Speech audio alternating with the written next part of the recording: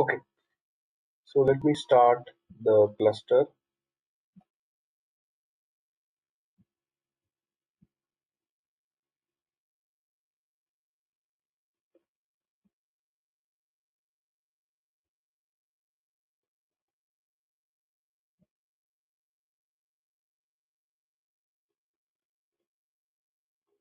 Okay, so cluster is started. So we will connect to it. But before that, I need to change the security group, just like every time.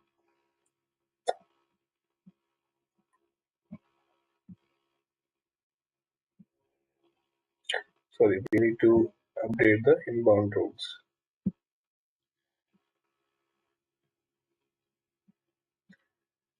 So here we will put my IP, save it.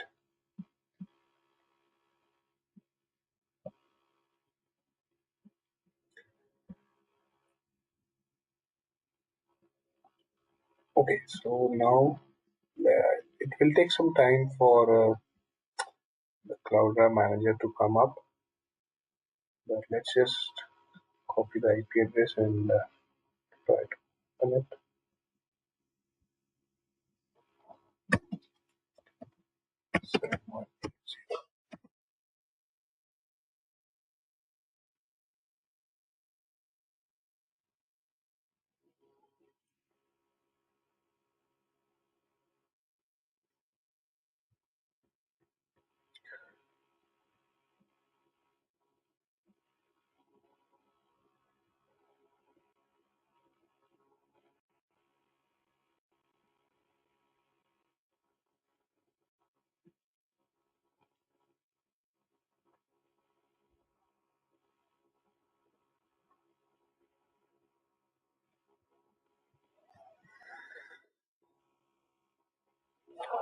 All right, Cloudera manager is up. Let's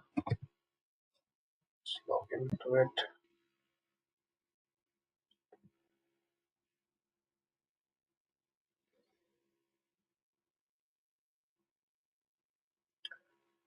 Okay, so nothing is showing up right now because I need to restart my Cloudera management service. So every time when you log into your cluster, make sure to restart this so that the correct status and the state of each service will appear then.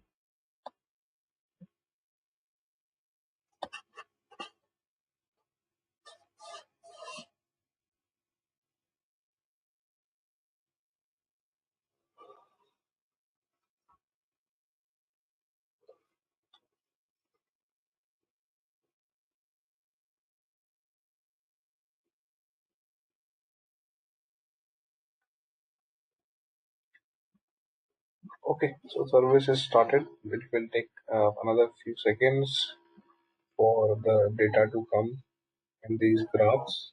Yeah, so status has now started showing up. Some of the services are showing bad health. Now these are appearing good. Some issues with HDFS and Zookeeper, but we'll check because correspondingly, as they know the concepts, these issues can be resolved. Like if you see over here, it's saying under replicated blocks. So this is a term which we are going to explore today itself. Okay, and we will try to fix it. Okay, so our cluster is fine. Let's log in to this node also once.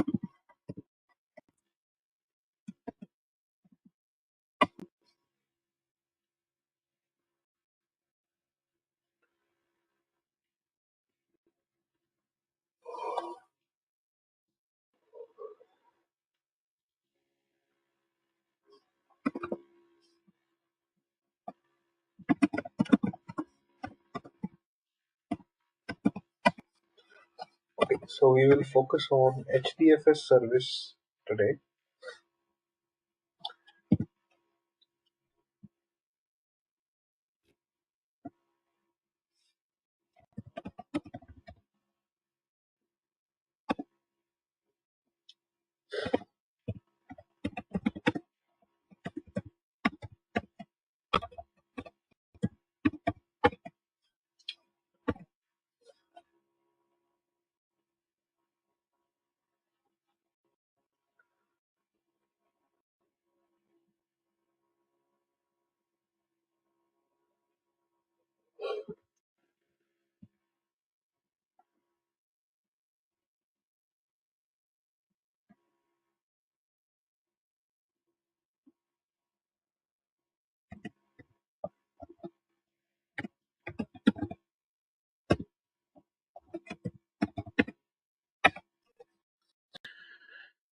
Alright, so we will talk about HDFS service that you see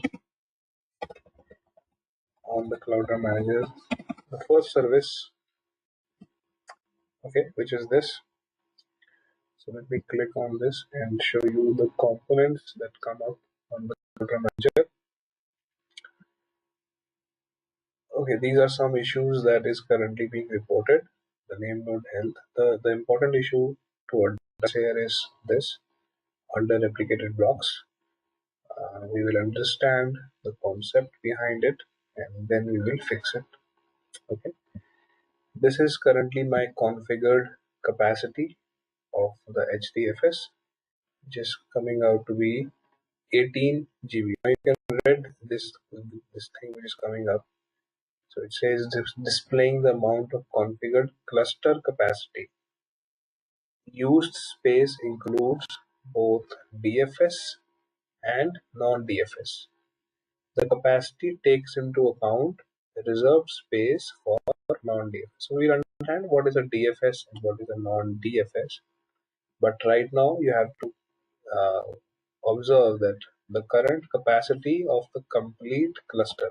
Okay, so current capacity is coming out to be 18 GB, out of which 16 GB has been utilized. Okay, if I click on responses, this will tell me what all different roles are there in the cluster. Okay, it is having some issues, giving me that service HDFS has one data node. Cloudera suggests at least three data nodes. So although we have added three hosts to the cluster, but we haven't added this data node role on the two new hosts. But we'll before doing that, so all of this is linked.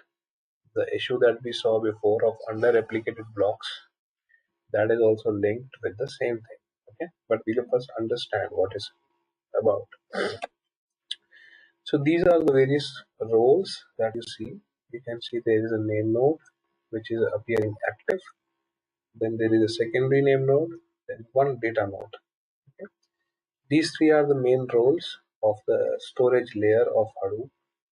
While this is a balancer, this will be required when we have more such data nodes to balance out data among them. Okay. So let's quickly understand what is HDFS, what are its role components, and what are the concepts behind it. Okay, so HDFS, it stands for Hadoop Distributed File System. Okay, so as the name suggests, it's a distributed file system.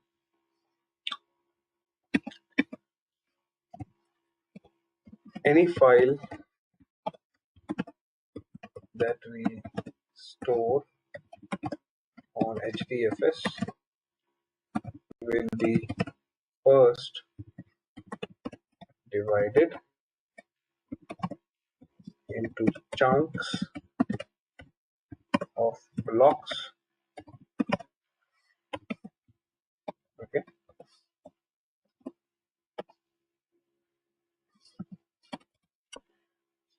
any file that we want to store will be first divided into chunks of blocks, wherein each block will have a default size of 128 megabytes.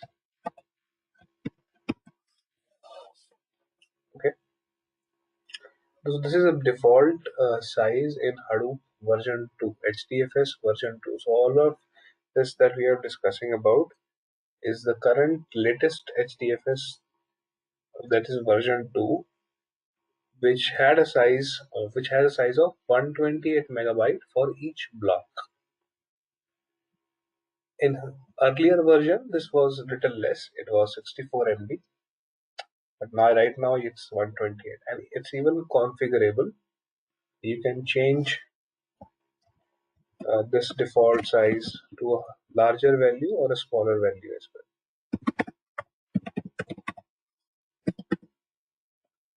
Okay, so let's try and understand what exactly is happening in here. So let's say I want to store, as an example,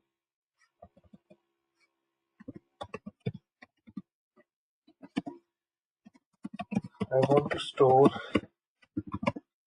1280 megabyte of file. So let's make it even larger, 12800 megabyte of file in HDFS. Now this file will first be divided into blocks of 128 megabyte each. Okay, so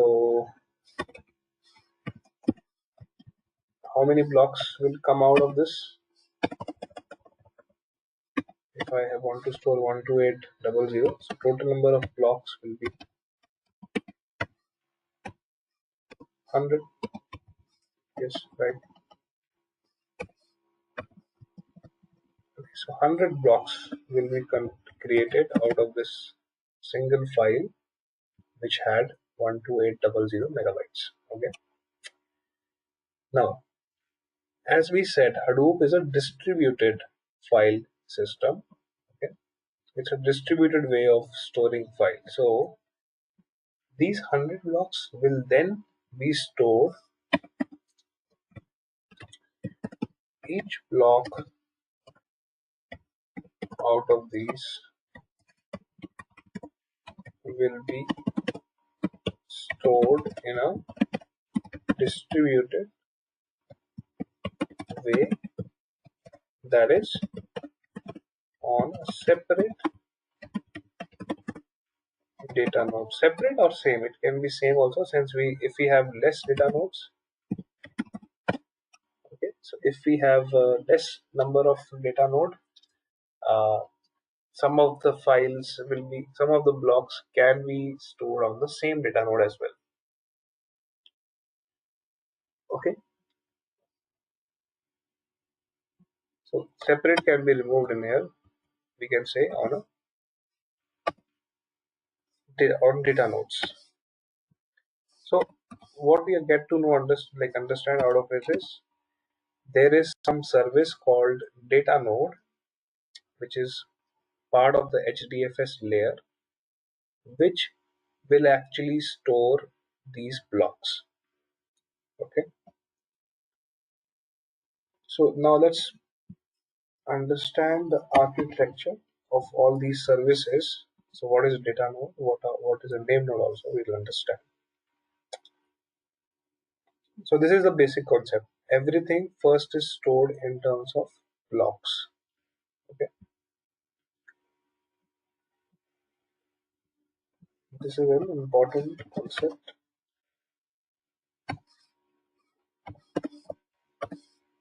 of blocks. Okay, now let's try to understand the architecture. So HDFS follows a master slave kind of architecture wherein one service is a master.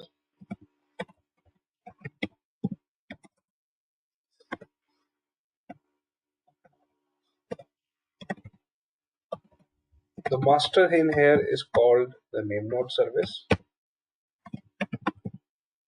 and we'll understand why exactly is it called a master. Then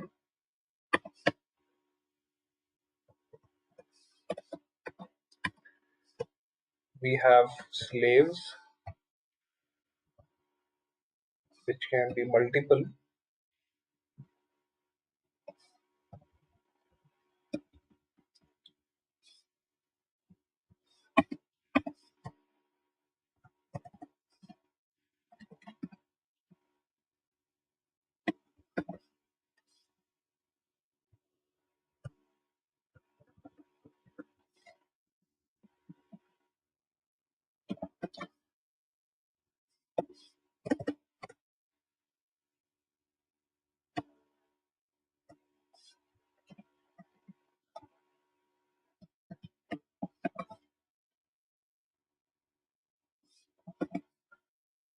Okay, so you have multiple slave services which are called data node.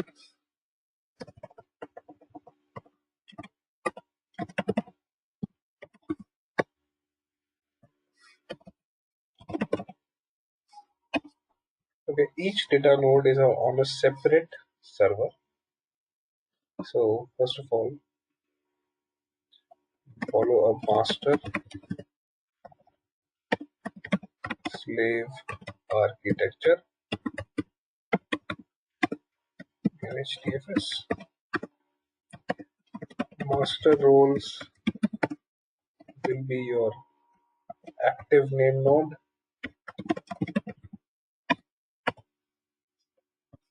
and for some to some extent you can also say secondary name node. I'll tell you what exactly both of them do. Then the slave components will be, or slave roles is your data nodes. Okay, which is this thing that we talked about. So the actual data will basically be stored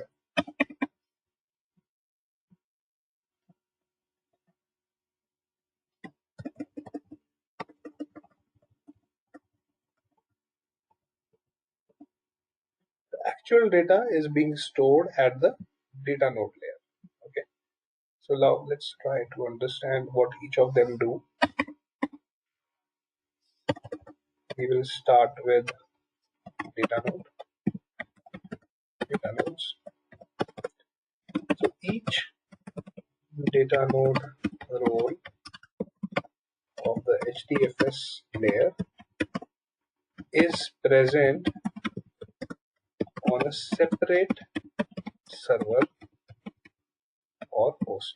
Okay, so each data node, these are all roles which we have installed on a separate data node, separate server. Right now, you can see everything is present. Only we have one data node which is present on 176 host, which is this. But we are going to add two more data nodes on two separate hosts that we have in the cluster. But we will understand why exactly we need that first. Okay. So data node, each data node role is on a separate server, and this role is responsible for actual storage of data in form of blocks. Okay, so data node will be responsible for storing all the data, but that data should be divided into blocks.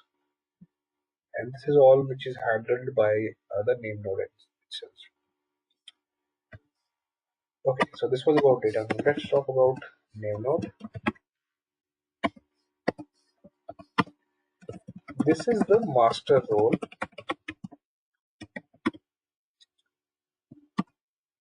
It is responsible for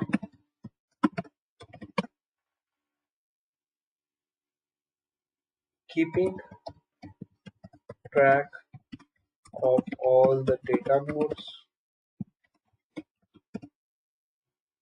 comma, what blocks are stored on each data node,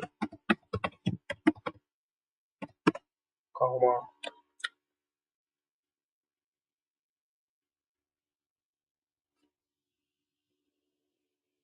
data node health.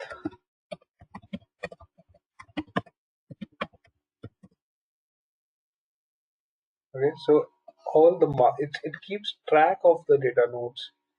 It helps to understand which block of data is present on which data node, and that is it does for each of the data nodes. Okay.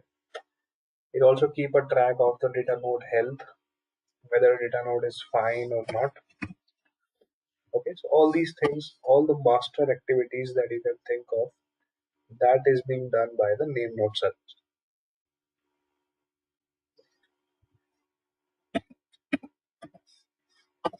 Also, this is not responsible to store the actual data. So actual data is not stored on name node service. Name node service will not keep the actual data or blocks storage, but it will just keep an indexing information.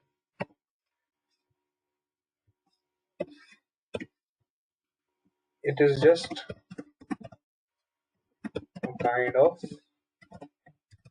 indexing information that is also called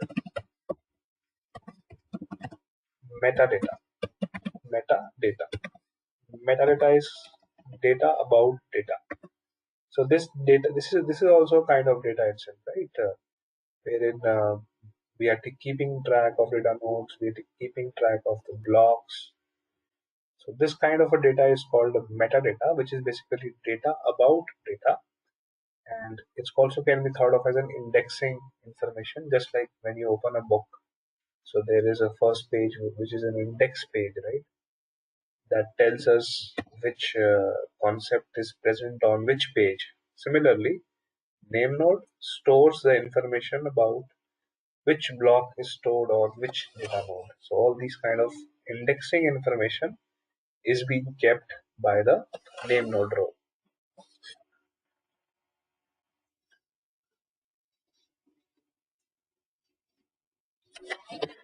Okay, so this is one thing. Now, what are the two different kind of files which name node uses to store this data? Okay, so name node,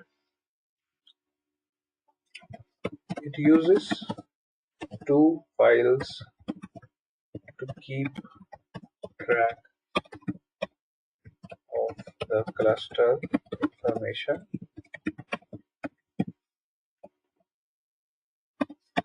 One is fs image, the other file is named edits,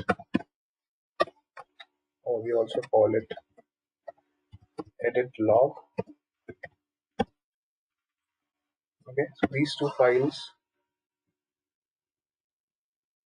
are where the name node is going to store this information.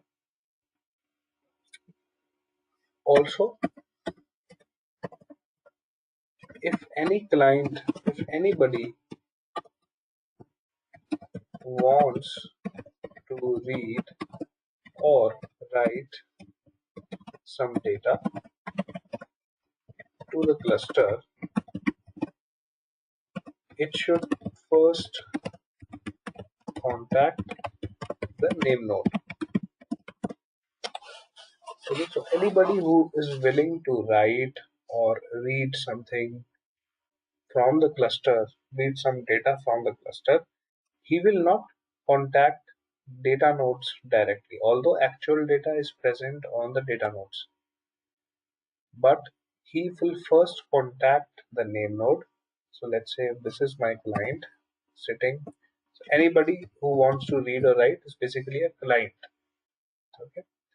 So this client will be contacting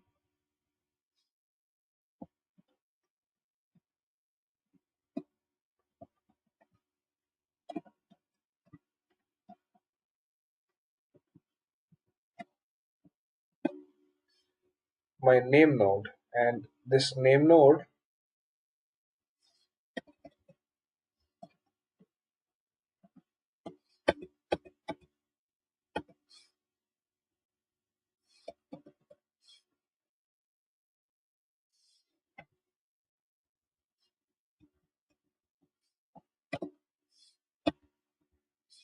so client will contact the name node, and name node will then tell the client which data that, so let's say a client wants to read the same file.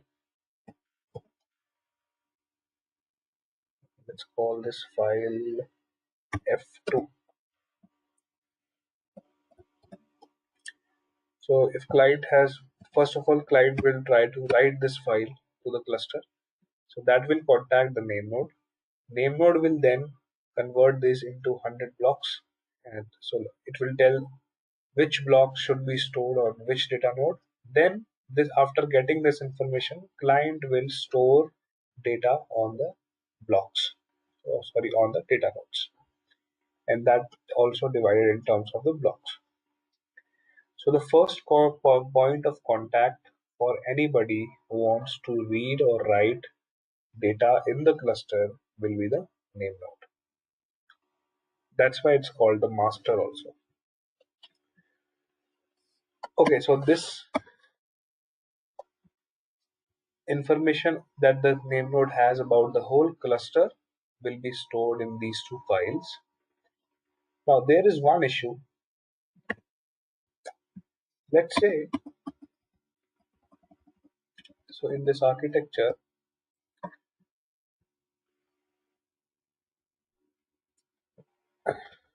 let's say this name node service goes down. Okay, this name node service becomes inactive or goes down. Then actually your whole cluster is down. So client cannot read or write anymore, you know, because they, when they try to contact the name node service appears to be down. Okay, let's say that it's not just the name node service which is down, but the server on which this name node service was running, even that is not responding properly. So somehow we are not able to start that server itself. Now what will happen is these two files, which was actually responsible to store the name node information, they cannot be, they, even these cannot be retrieved back when the name node is down, right? Now this concept is called as single point of failure. Since when name node service goes down, we, anybody can, nobody can,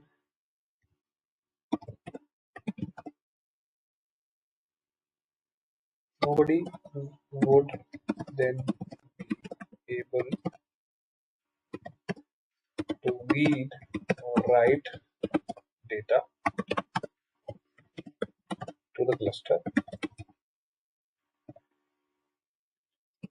Thus, name node acts as a single point of failure.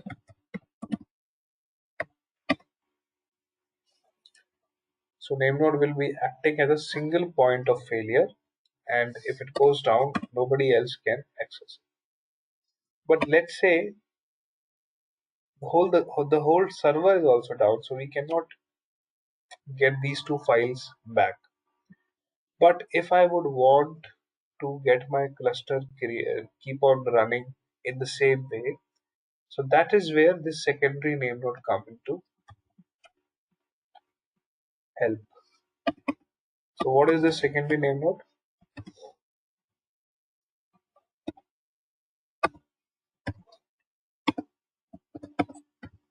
It is a service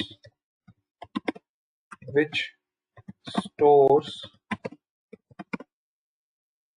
the same files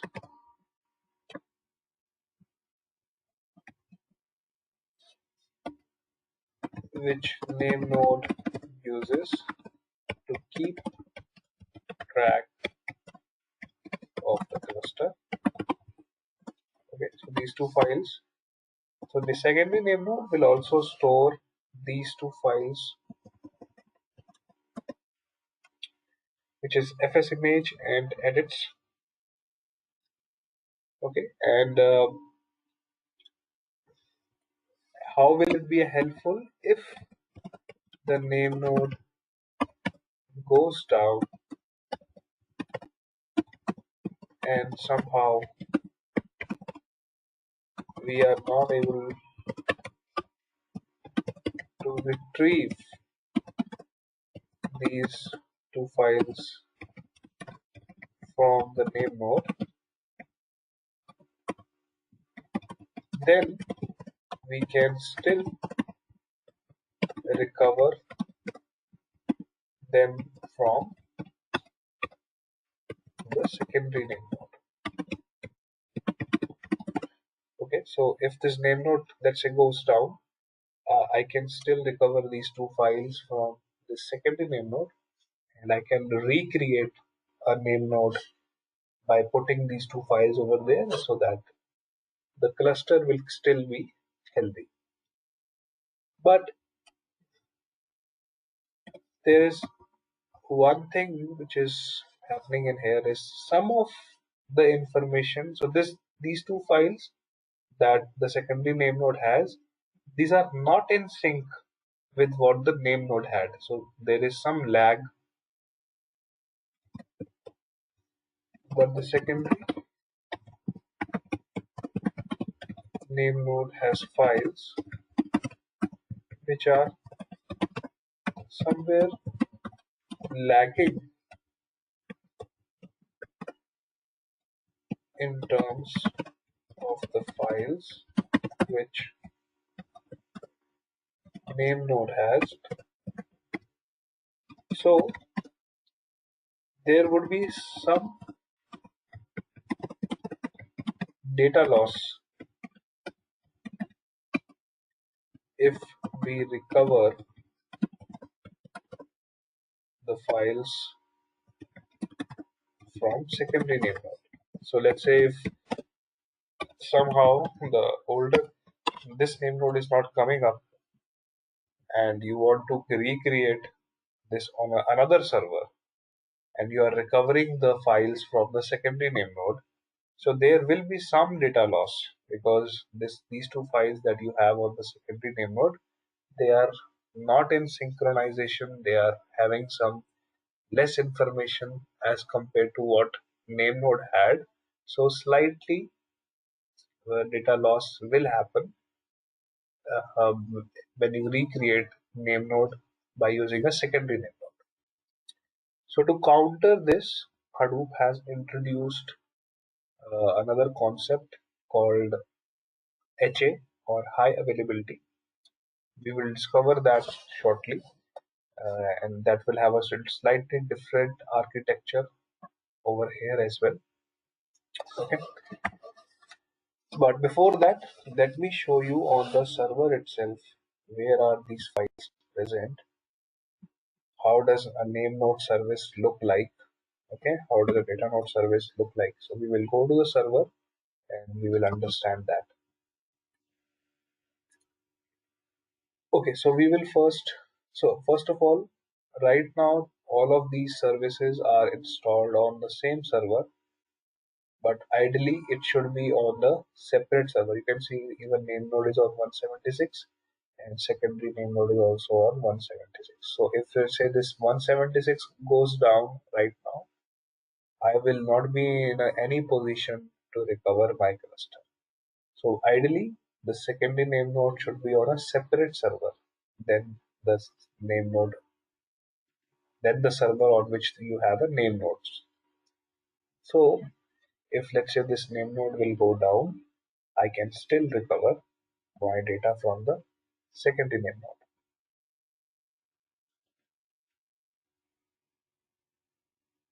Okay, before going forward, let me just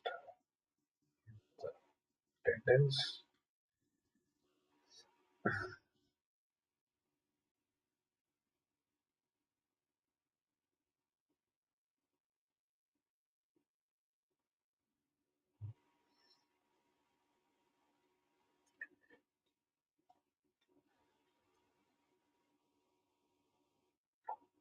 Okay, so let's go to this server. Server. We are already over there.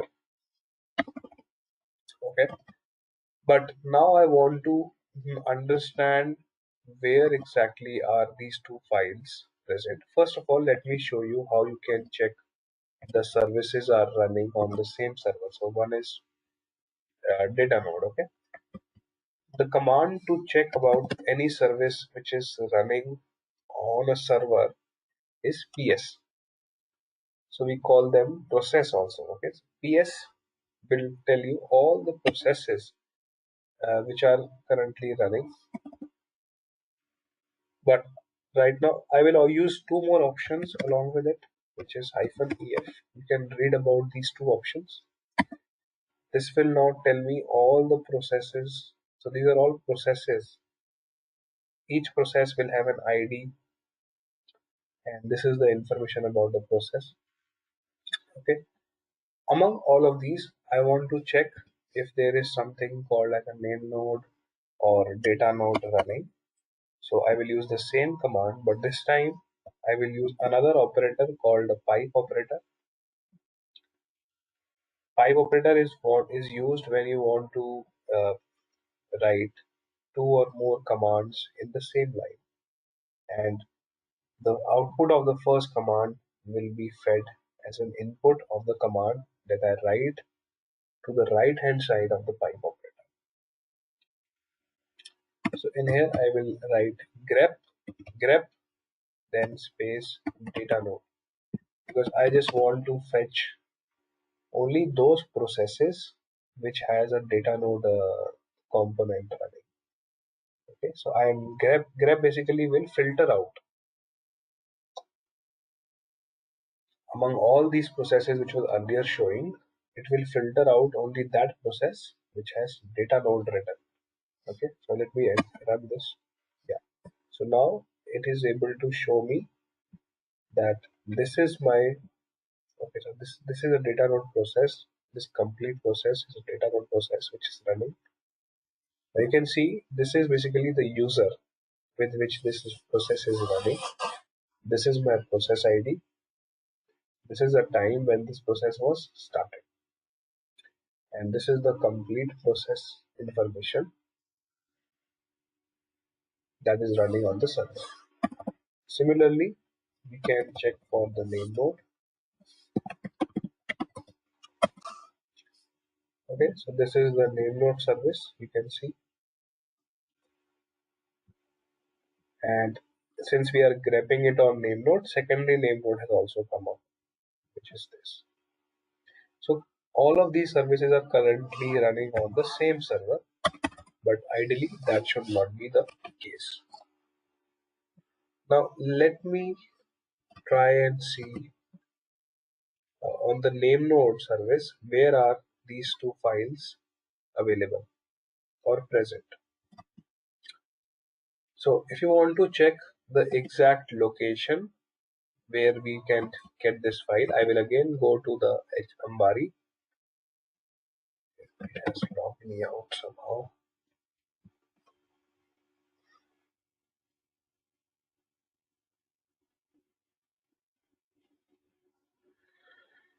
I will go to the configurations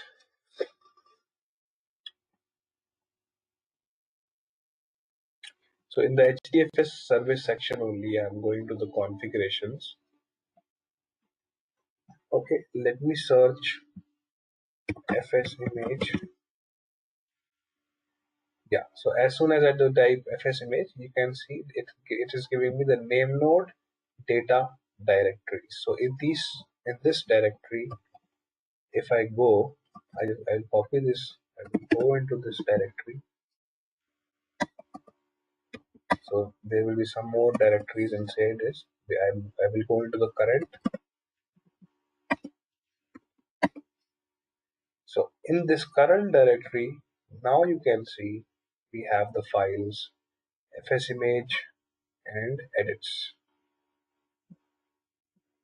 Okay, so these are the files I was talking about. So name node has all the information about the cluster which is being written into these files. Now you can see one more thing that everyone can observe is that we have multiple FS image showing in here and we have two edits.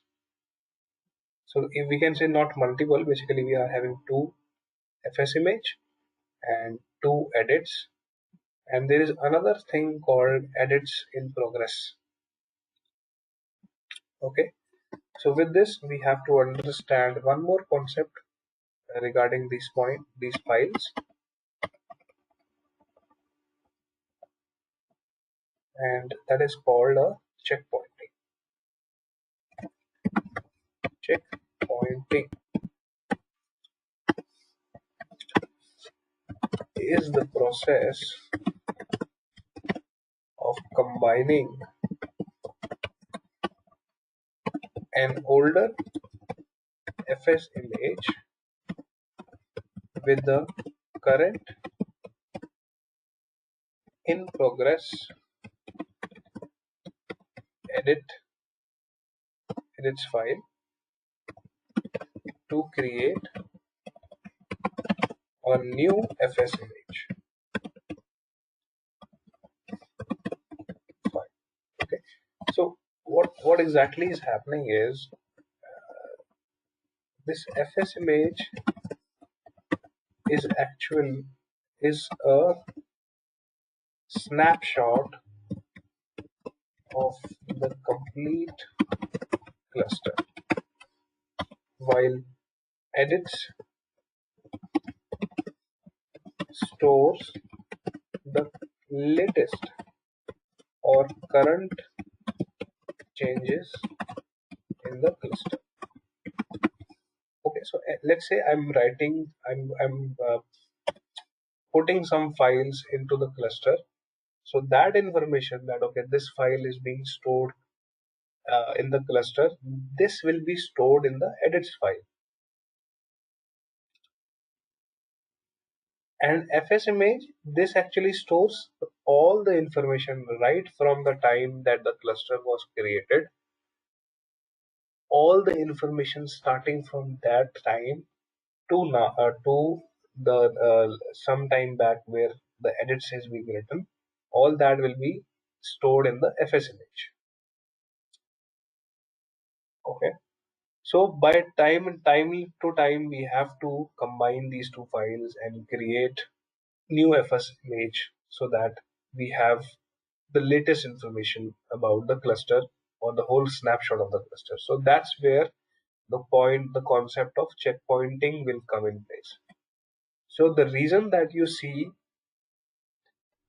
multiple FS image, so you can see two FS image, you can see two edits. This is because, so if you check the numbers of it, one is 4723, another one is 4798. Similarly are the edits 4723, 4798. So the first time the cluster information was stored, it was stored in the edits 4723. This file was first responsible for storing it. Then this file was combined with a 0 or a lesser size FS image which had the same number. Once these two files were combined, we got a new FS image which had a number 4798. Okay, and At that time, another file, edits in progress 4798, had been created. So any changes that was happening in the cluster, anything new written, anything deleted, was being stored in this 4798 edits in progress. Then again, what happened is the 4723 got combined with this edits 4798 to create another FS image 4798. Okay, and right now when I talk of all this, any change that will happen in the cluster is being written into this edits in progress 4799. Okay, now you can see, you cannot see right now FS image 4799. There is no such file right now. That will be created once this file edits in progress reaches a particular threshold. It will combine with this FS image 98, and then what we will get is a FS image 99 as a complete snapshot. So this concept of combining FS image and edits in progress is called a checkpoint.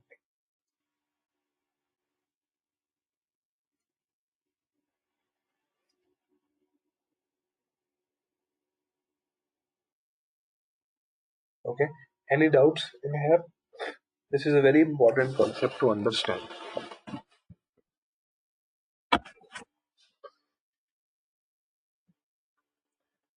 Okay, so from time to time, these two files are combined by the name node, and there can be certain scenarios. So scenarios that can trigger checkpointing. Okay, so what can trigger checkpointing? Number one is, let's say, number one is number of transactions, or what we say is changes in the cluster. So let's say suddenly there are n number of changes that happens in the cluster. By default, this value is, I think, 100,000. You can check that from Ambari. So if I just type checkpoint, yeah, so this property, checkpointing transaction,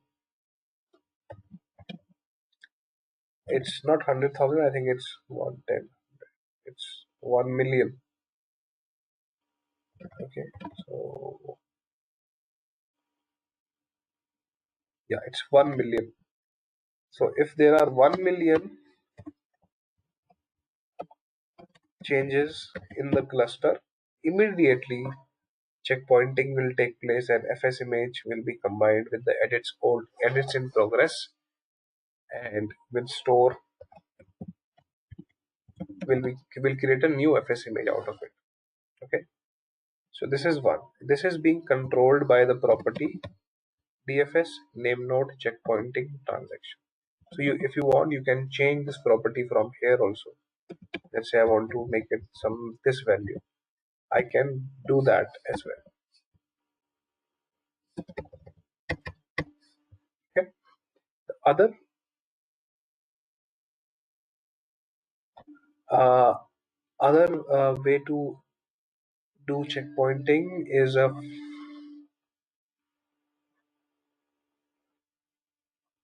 this property, checkpointing period. So even if you don't reach, let's say, 1 million transaction, but 1 hour has passed,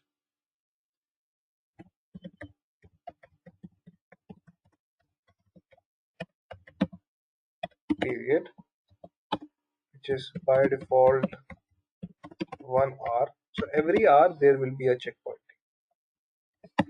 and this is controlled by this property, and you can change it. Okay, so by default, after every 1 hour, checkpointing will take place.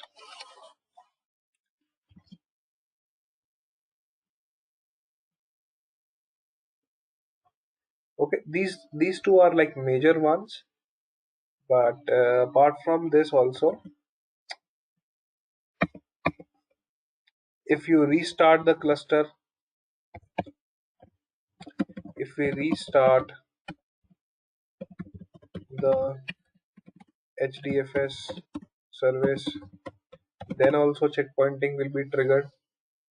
Also, if we manually run a command, which is I think save namespace command, I will tell that which command is that. Namespace. If you run this command manually, then also checkpointing will take place. So these are like various different scenarios wherein the checkpointing will be triggered and these two files will be combined.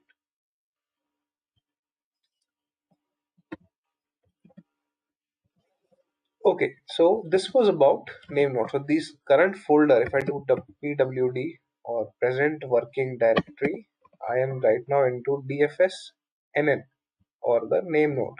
NN stands for name node. Now, as I told you, these files should also be present on the secondary name node. So let's say if the name node service goes down, so this is the location of the secondary name node, dfs snn. Let's go into that. There should be a current folder in here also. Do ll. So if I do ll right now, you can see that this file, edits in progress 4799, is not present on the DFS only 4723, and the first one, which is 000, is present, and there is only one edits 4723 available. Even edits 4798 is not available. Okay, so now imagine a scenario where this name node is actually running on a different server, and this secondary name node is running on a different server, and suddenly this name node goes down. Okay, and I decide to recover my name node from the secondary name node, but there will be some data loss because I don't have these files. I don't have an edit 4799, I don't have 4798, which will store. So these two files are actually storing the latest information about the cluster, but on my secondary name node, I'm slightly behind, and I just have 4723 information, nothing else. So that's why, although you can recover from a failure from a secondary name node, but it will be some data loss that will be appearing.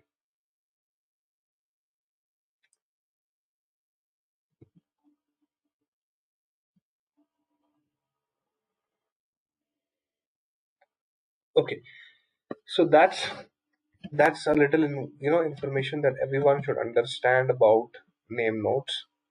Okay, this command that I was talking about, let me just tell you how to run that command. So any command, if you want to run on the HDFS part, right, it will start with HDFS, either HDFS or it will start with Hadoop. Okay, so in this case, I want to run an HDFS admin command. So then it will be DFS admin. I want to check what all commands I have. So I will run a help. So these all commands I have. Now this is the command I was talking about, save namespace.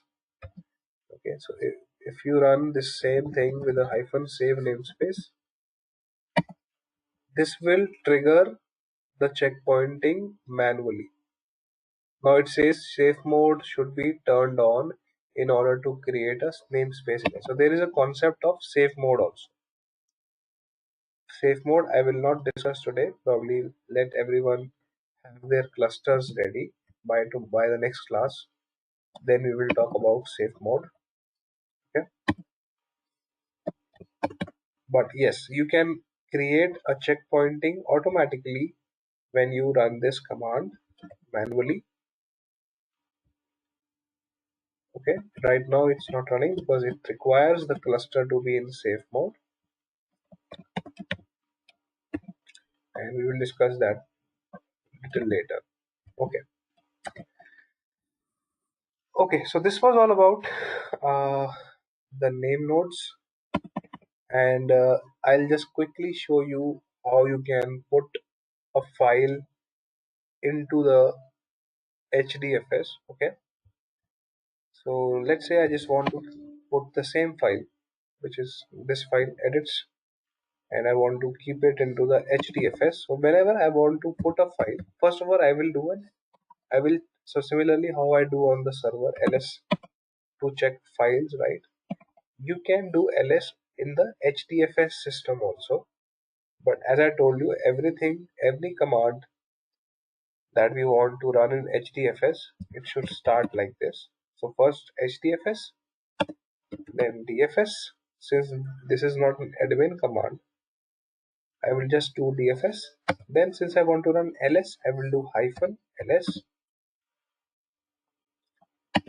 and I want to check this on the, let's say, in the temp folder of the Hadoop. Now, one thing to understand, this temp is not of the local server. Although on my local server also I have a temp, which is this. This is my local server or this server's temp. But this temp location is of the complete cluster. So when I keep on adding more nodes, more data nodes, this will this data will keep on the amount of space that I have in temp will also keep on increasing. Okay. So HDFS DFS-ls temp will give me the information about the clusters or the temp location of the complete cluster. Okay. So if you want to do ls over temp, I can do like this. Let's say I want to put a file, which is this file, into the temp. How can I put? So the command to put any file into the cluster is this hyphen put, then the file name, then the location where I want to put it. So this file I am putting in temp location. Now once I run this command, now come back and understand what will happen. So the same thing will happen. Okay, when I running, I'm being a client. When I run this command, I'm running as it as a client. I will run this command. This will go to the name node. Name node will tell me which data node should I put this file. So it will divide it into blocks of 128 megabyte. Right now this is not greater than 128 megabyte. So only one block will be created and that will be stored. This will not appear to us, but that is what is happening at the back end. Okay. If I run the ls on temp again, now you can see this file is present. Earlier it was not there, but now it is present. Okay, so this is how you put a file. There is another command which can be used. Let's say I want to put this file now. Another command is hdfs dfs hyphen copy from local this file to temp. So copy from local and put it into Hadoop. Now if I run ls again, this file is also added to the temp folder of the HDFS or the cluster as a whole. Okay, so these two commands can be used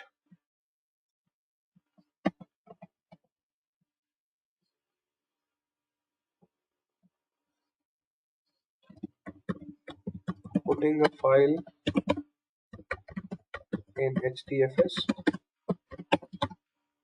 Either you can use put command or you can use copy from local. This is like writing, putting or writing.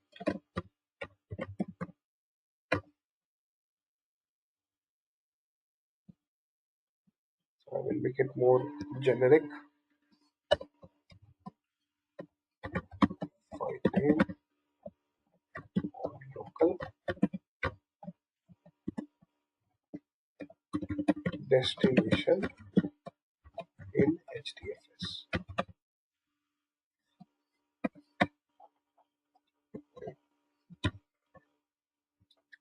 So this can be in local or HDFS. This is a slight difference between put and copy from local. So put command you can use if you want to copy some file from which is in the same location on local server or on HDFS. But copy from local will only copy a file which is present on the local.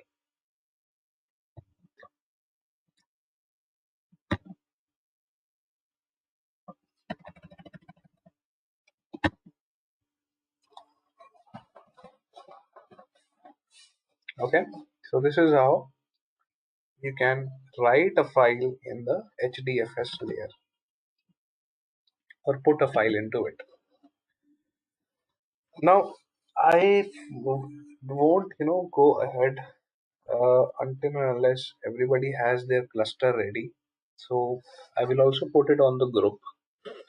Make sure you are at the same pace that I am right now, because otherwise it will get a little difficult to understand all of this.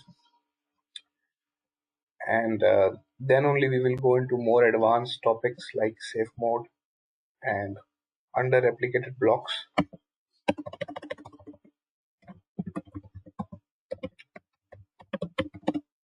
Okay, and also we are left with so we have talked about writing a file. We are left with reading or getting a file. Okay, so these concepts are still left to discuss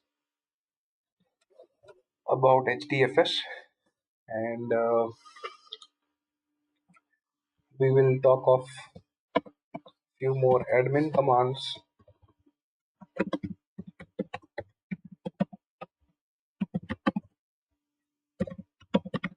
related to HDFS also. Okay, so right now we only discussed one admin command, but there are few more admin command. So under replicated blocks or replication concept. So all these concepts I will discuss more on this, but before that everyone should practice at least creating a cluster like this. And also we are also left with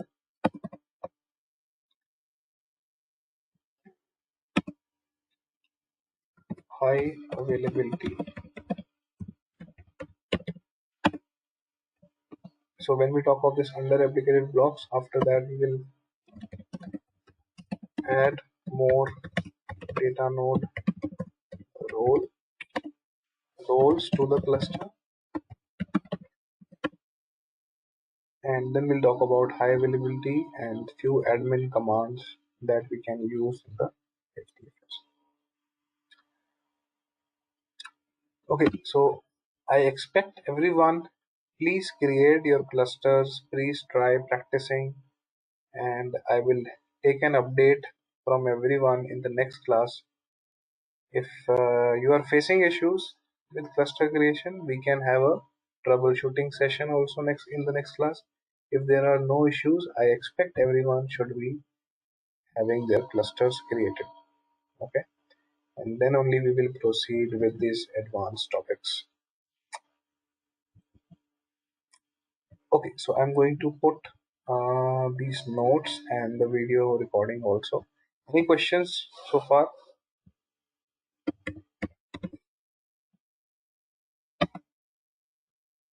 Sahib, I do have a question. Yeah. So like I'm joining today from my cell phone, but I will show you on the next class. Like I made the cluster, but only with one instance. If I'm trying to add like two more instance, I'm not able to. Okay, no problem. So that's what I want. At least you're trying, so I can help you out with that. Probably. All right. Okay, My so question was like, do I need to like for the second and third instance, do I need to make like all the repo data and everything?